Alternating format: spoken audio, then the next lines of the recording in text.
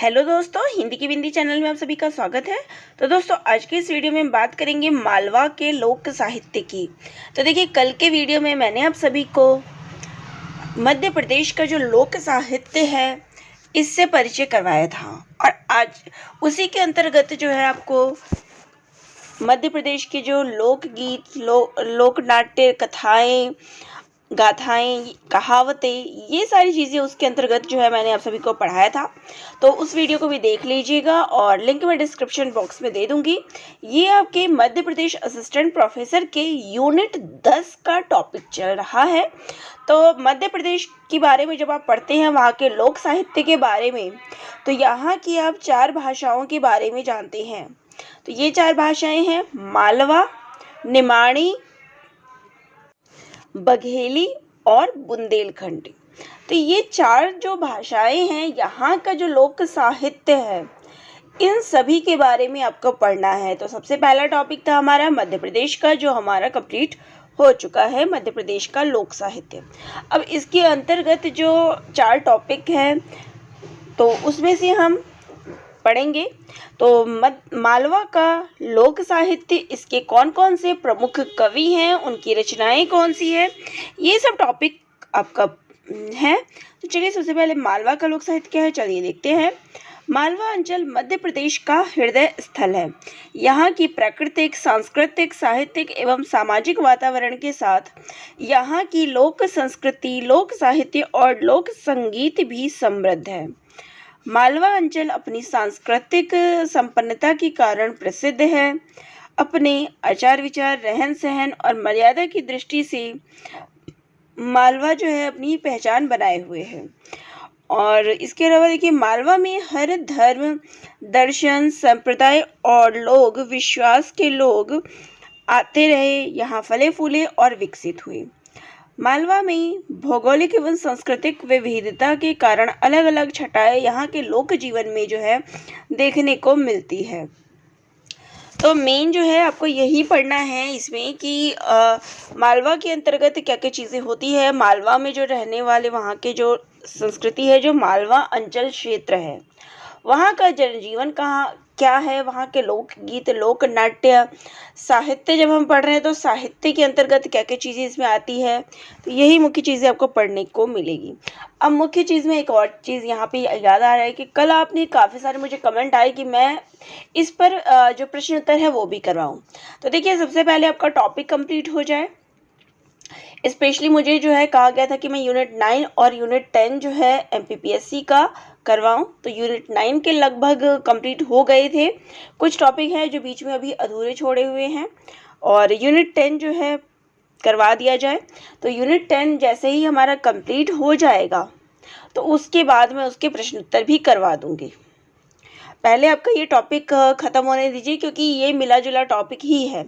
यहाँ पे जो आपको मध्य प्रदेश का लोक साहित्य और यहाँ की जो ये 4 अलग अलग क्षेत्र है, अंचल है, वहाँ का साहित्य, तो यहाँ पर जो क्वेश्चन बेस्ड होगा वो एक ही होगा, थोड़ा मिक्सअप ही क्वेश्चन आपको यहाँ देखने को मिलेगा। तो पहले ये 4 टॉपिक हमारे ख़त्म हो जाते हैं, इसके बाद जो है मैं आपको प्रश्न उत्तर भी इस पर बताऊँगी कि क्या आ सकता है। क्योंकि जब अंचल क्षेत्र से संबंधित प्रश्न आएगा या मध्य प्रदेश का, तो मध्य प्रदेश की यही चीज़ें जो है फेमस है, प्रसिद्ध है, तो इन्हीं पर आधारित जो है प्रश्न उत्तर आएंगे आपके। तो ये चारों टॉपिक ख़त्म होने दें, फिर मैं आपको बता दूंगी कि क्या प्रश्न उत्तर आपको तैयार करना है। तो चलिए अब पढ़ते हैं मालवा के लोकगीत। तो मालवा में किस प्रकार का लोकगीत है, तो मालवा के लोकगीतों में वीर रस एवं पुरुषत्व का अभाव पाया जाता है। यहाँ के लोकगीतों में उदार मनोवृत्ति और नैतिक आदर्शों की छाप देखी जाती है। मालवी गीतों की सामान्य प्रवृत्ति मुख्य रूप से राजस्थानी संस्कारों और गुजराती मान्यताओं से प्रभावित होती है। तो पहली चीज़ हो गई इसमें मुख्य चीज़ें कि मालवा में क्या है, उदार मनोवृत्ति और नैतिक आदर्श जो है इनके लोकगीतों में है। इसके बाद इसमें किसका प्रभाव है, राजस्थानी और गुजराती जो चीज़ें हैं उनका प्रभाव है। यहाँ पर बच्चों के जन्म, विवाह के आयोजन आदि बड़ी धूमधाम से किए जाते हैं। विवाह के प्रत्येक रीति रिवाज के अनुसार महिलाओं के मुंह से सुमधुर लोकगीत मिलते हैं। मालवी विवाह के लोकगीतों में मानव मन की कोमल भावनाओं का सूक्ष्म वर्णन पाया जाता है। वैवाहिक शुभ कार्यों में सगाई, माता पूजन, चाक पूजन यानी कि गणेश वंदना के गीत, प्रभातिया, अनाज साफ करने, बीनने फटकने के समय, तो जो भी वहाँ अंचल क्षेत्र से संबंधित उस संस्कृति से संबंधित जो भी चीज़ें वहाँ पर जो गीत गाए जाते हैं वो लोकगीतों के अंतर्गत आते हैं। चिकला, हल्दी तेल चढ़ाने पर महिलाएं गाती है। तो ये कुछ नाम है, थोड़ा ध्यान में रखिएगा। जैसे देखिए चाक पूजन हो गया, तो चाक पूजन क्या है? गणेश वंदना, प्रभातिया, चिकला जो तेल चढ़ाया जाता है, हल्दी तेल, बीरा मामेरा वर वधू के मामा की ओर से वस्त्र आभूषण आदि दिलाने की प्रथा, इसे पैरावनी भी कहते हैं। तो ये जो कुछ रिवाज हैं वहाँ के वो चलते हैं। तो यही है, मंडप के नीचे सम्मान के साथ सभी को कपड़े दिए जाते हैं। इस अवसर पर महिलाएं बीरा मामेरा गीत गाती है। मांगलिक हल्दी तेल के पश्चात मांगलिक स्नान के गीत खलियल गाए जाते हैं। तो इसके बाद जो है मालवा के सुदूर अंचलों में बारात प्रस्थान के पूर्व कुछ दिनों पूर्व प्रतिदिन बनेरे को घोड़ी पर बैठाकर गाजे बाजे के साथ मोहल्ले में घुमाया जाता है और इस अवसर पर जो गीत गाते हैं उसको कहते हैं बनोला। घोरी सेवेर यानी वर निकासी के गीत, हथलेवा गीत, सुहान कामन, दुल्हन को सुहाग कामन बांधने की प्रथा और बेटी के विदाई के गीत, तो ये सब कुछ वहाँ के सांस्कृतिक चीज़ें जो आपको देखने को मिलते हैं। मालवा के लोक भजन ये भी प्रचलित है। तो मालवी लोक मानस को नाथपंथी जोगियों तथा संतों की गुरुवाणी ने सदा से ही प्रभावित किया है। यह संत सिंगा जी के गीत प्रचलित है। तो मालवी में जो है, मालवा में सिंगा जी के गीत प्रचलित है। इसी के साथ नाथ जोगिनों के प्रभाव के कारण थरभरी, गोरखनाथ, मच्छंदरनाथ और गोपीचंद के गीत भी सुने जाते हैं। मालवी लोक गीतों में देवी देवताओं एवं पूर्वजों के प्रति अपार श्रद्धा पाई जाती है, क्योंकि देवी देवता भक्तों को मनवांछित फल देते हैं। मौसम संबंधित गीत भी यहाँ गाए जाते हैं। सावन, भादो, फाल्गुनी, परशोक गीत, ये सारे गीत होते हैं। रिश्ते नाते संबंधी गीत के अंतर्गत पति पत्नी, भाई बहन, बहू सास, देवर भाभी, देवरानी जेठानी आदि पर गीत गाए जाते हैं। ये लोक भजन जो वहाँ पे कुछ गाए जाते हैं उनके बारे में है। मालवा के लोक गाथाओं का अक्षय भंडार है। यहाँ की प्रसिद्ध लोक गाथाओं में ढोला मारवार, तेजा धोलिया, ग्यारस माता, नागजी दूलजी, ग्यारस माता, सोरठी कुंवरी, राजा विक्रमादित्य, रानी रूपमती, गोपीचंद्र एवं भरथरी की जो है कथाएं हैं, आज भी बुजुर्गों के मुंह से सुनी जाती है। फिर यहाँ पे मालवा की लोक गाथाएं कौन सी है? तो गाथाएं भी यहाँ पे बहुत प्रसिद्ध है। इसमें नाम यहाँ आप देख सकते हैं, ढोला मारवार, तेजा धोलिया, ग्यारस माता, नागजी धूलजी, ग्यारस माता, सोरठी कुंवरी, ये वही नाम है जो लोग। फिर इसके बाद आते हैं लोक कथाएं। तो मालवी लोक कथाएं लोक मनोरंजन का, कथाएं जो है कहीं भी किसी भी प्रदेश की हो वो मनोरंजन का ही साधन होती है। मालवी लोक कथाएं प्रेम, शिक्षा, मनोरंजन, चतुराई, पशु पक्षी, व्रत, त्योहार, कृषि आदि से संबंधित होती है। इसके अतिरिक्त यहाँ ऐतिहासिक पात्रों की कथा जैसे कि राजा विक्रमादित्य, राजा भरथरी एवं रानी पिंगला की अनेक लोक कथाएं जो है सुनाई जाती है। यहाँ की दशा, राजा की कहानी और कलगी तुर्रा की कहानी भी सुनी जाती है। अब बात करते हैं मुख्य चीज़ कि यहाँ की लोक साहित्य क्या है, लोकोक्ति साहित्य।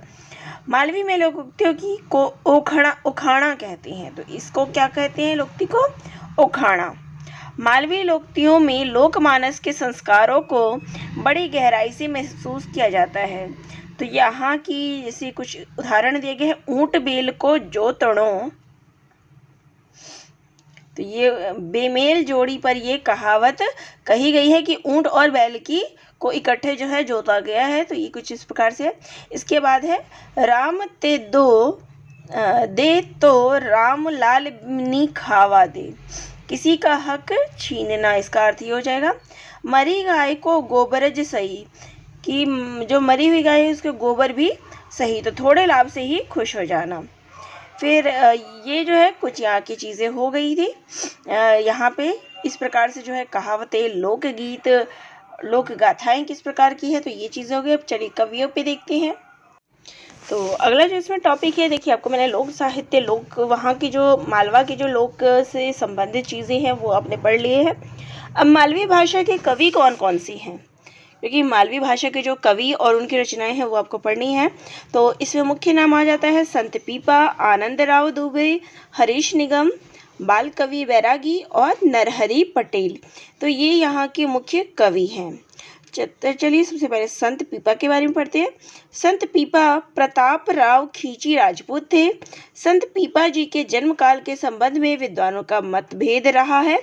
अलेक्जेंडर कनिंघम के अनुसार 1360 और 1385 के मध्य, परशुराम चतुर्वेदी ने इनका समय जो है 1408 से 1418 के बीच माना है। पीपा जी संत कबीर के समकालीन माने जाते हैं। तो इस दृष्टि से जो उनका जन्म काल है वह 1360 से 1385 के बीच माना जाता है। मालवा का गागरोन उनके राज्य की राजधानी थी। संत पीपा का जो शासन काल है वो 14वीं सदी के अंतिम चरण से लेके 15वीं शती के आरंभ तक जो है इनका माना जा सकता है। पीपा की 12 या 20 रानियों में सबसे छोटी रानी जो है वो पद्मावती थी। पीपा की 12 या 20 रानियों में सबसे छोटी रानी पद्मावती भी राजसी परिधान त्याग कर पति के साथ संत बन गई। जैसे संत पीपा जो है अपना राज्य छोड़ के संत बन गए थे, तो इसी प्रकार उनकी पत्नी भी संत बन गई, इसलिए वह सीता सहचरी कहलाई। पीपा रामानंद के प्रत्यक्ष शिष्य थे। कबीर आदि उनके 12 शिष्य थे, उनमें से पीपा भी एक शिष्य रहे थे। पीपा पंथी समाज उनका महाप्रयाण विक्रम संवत 1441 यानी कि 1384 ईस्वी की चैत्र शुक्ल प्रतिपदा को मानता है। तो उनका जो पंथ है वो उनका समय ये मानता है। अगले कवि हैं आनंदराव दुबे। आधुनिक मालवी कविता के प्रख्यात कवि आनंदराव दुबे का जन्म 12 नवंबर 1918 को ग्राम धुलेट, जिला इंदारे के एक संभ्रांत परिवार में हुआ। इन्होंने बीए तक शिक्षा प्राप्त की। इनका बचपन तो गांव में बीता, लेकिन शिक्षा दीक्षा जो है वो इंदौर में हुई। तत्कालीन मध्य भारत राज्य के पंचायत विभाग में ये पंचायत निरीक्षक के पद पर नियुक्त हुए। आनंदराव दुबे जो है अच्छे गायक थे। इनका कंठ भी मधुर था। स्वतंत्रता के पूर्व आरंभ इनका लेखन जो है निरंतर चलता रहा। इनका निधन जो है 22 सितंबर 1996 को हुआ। अगले कवि हैं बाल कवि बैरागी। तो बाल कवि बैरागी का वास्तविक नाम वो था नंद राम दास बैरागी। बाल कवि बैरागी का जन्म 10 फरवरी 1931 को रामपुरा जिला नीमच में हुआ था। इनके माता पिता मनासा में रहते थे। इनका परिवार अत्यंत विपन्न था और आजीविका का साधन था भिक्षा। इनका जीवन जो है बड़ा कठोर संघर्ष में बीता। इन्हें लोकप्रिय रूप से बाल कवि बैरागी कहा जाता था, क्योंकि इन्होंने बचपन में कुछ श्रेष्ठ कविताएं लिखी थी। बड़ी मुश्किल से इनकी पढ़ाई लिखाई चलती रही और बीए किया। उज्जैन में रह के एमए किया। इन्होंने 9 वर्ष की आयु में ही जो है कविता लिखना प्रारंभ कर दिया। बाल कवि बैरागी बहुत चर्चित कवि थे। इनकी काव्य यात्रा के साथ ही 15 वर्ष की उम्र में ही ये राजनीति में कांग्रेस कार्यकर्ता के रूप में सक्रिय हो गए थे। सन 1964 आर्य 1980 में और 1980 में आर्य नहीं और है मनासा विधानसभा क्षेत्र से 2 बार ये विधायक चुने गए और मध्य प्रदेश शासन में संसदीय सचिव तथा राज्य मंत्री के पदों पर भी ये आसीन रहे। 1984 में मंदसौर यानी कि जावरा क्षेत्र से लोकसभा के सदस्य नियुक्त हुए और सन 1998 में मध्य प्रदेश के राज्यसभा के सदस्य भी चुने गए और 13 मई 2018 को इनका देहावसान हो गया था। अगले जो लेखक हैं वो हैं नरहरि पटेल। इनका जन्म 2 जनवरी 1934 को सैलाना यानी रतलाम के एक प्रतिष्ठित परिवार में हुआ। बचपन से इनके मन में लोक कला, लोक गायन और लोक साहित्य के प्रति लगाव रहा है। नाट्य क्षेत्र में भी इनकी गहरी रुचि रही है। इंदौर नगर की विभिन्न रंग गतिविधियों में ये सक्रिय रहे हैं। इंदौर में ये नाट्य संस्था इप्टा की स्थापना से जुड़े रहे। इप्टा ही बाद में यवनिका बन गई। बाबा डिके के नाटकों से भी ये संबंध हुए हैं। कला गुरु विष्णु चिंचलाकर से भी इनका गहरा संपर्क बना रहा। आकाशवाणी के नाट्य रूपकों में इन्होंने महती भूमिका का निर्वहन किया। 50 वर्षों से इनकी काव्य साधना जो है निरंतर गतिमान है। नरहरि पटेल मालवी कविता क्षेत्र में ध्वनि गीतकार एवं गजलकार के रूप में प्रसिद्ध है। मालवा की रात इनका प्रसिद्ध मालवी गीत संग्रह है। उजाला दो, गीत गंगा, मन मुरली इनके हिंदी कविता संकलन है। पटेल जी ने आनंदराव दुबे के काव्य संकलन रामाजी रईगा ने रेल जातिरी एवं नरेंद्र सिंह तोमर के 3 संकलनों का संपादन भी किया है। तो ये जो थे मालवी भाषा के जो प्रमुख कवि हैं इन सब के बारे में जानकारी थी। तो आपका जो ये टॉपिक है मालवी लोक साहित्य ये कंप्लीट हो जाता है। तो आपको ये टॉपिक कैसा लगा कमेंट करके ज़रूर बताइएगा और चैनल पे नए हैं तो सब्सक्राइब भी कर लीजिएगा। धन्यवाद।